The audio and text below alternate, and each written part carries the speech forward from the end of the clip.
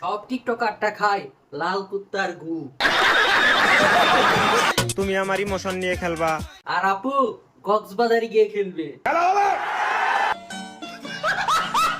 আমরার মা বাপে আমরা চুরি শিখাইছে না। না হেরার বাপে হেরার দে প্রতিবন্ধীর মতো টিকটক করা শিখাইছে। আমি আবার যার তার সাথে কথা বলি না, কারণ 2 টাকার মানুষের 10 টাকার ভাব। এত বড় বাপ রে বাপ। জীবনে সব করিস ভাই, বউ নিয়া ব্যবসা কইরা খাইস না ভাই।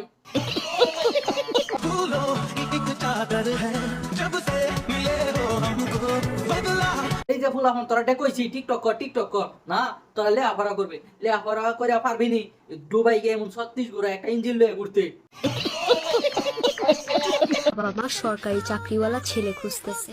উম্মা গো মা এমনা যদি মেয়ে ফুটবল বানায় আলাইছে। নেতা বিদেশে গেছে তো কি হইছে? আপু আইফোন 60 প্রো ম্যাক্স এর জন্য মডেল সাজা কক্সবাজার যাইতাছে। সঠিক বলেছেন। চেহারা খারাপ হতে পারে ভাই আমরা জানি সব প্রতিবন্ধীরা যায় টিকটক করে। ভেবেছিল কান্না করব, এখন দেখে এত বড় এক সাগর।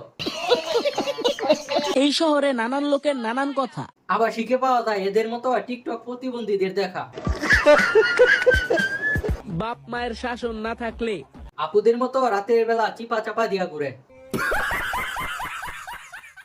যদি ক্ষমতা থাকে একবার বউয়ের বান্ধবীকে বিয়ে করে দেখা।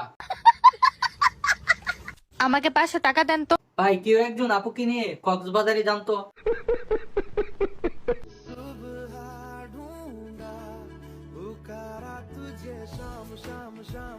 ও মামা গো আপুর দিয়ে ভালোই উন্নতি হয়েছে। সঠিক বলেছেন। এই নাও তোমার মনের ভিতর থাকার জন্য প্রথম মাসের ভাড়া। আপা কি মনের ভাড়া দিতে হয়েছে না আবার মন দেখাইতে হয়েছে কিছুই দি বুঝলাম না।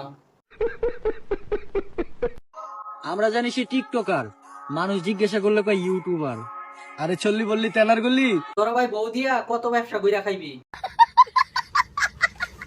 করে দুর্বল ভাবিস না, নিকু হয়ে যাবি নিকু মানদার পোলা বাবাইছে। এই যে দেখতে আবার তারা ওখানে কি হাত মুখ দিয়া তোরা পরাতবো, নইলে তোরা দেখবে একদিন সবাই এক গ্যারেজের অটো চালাইতে হইব।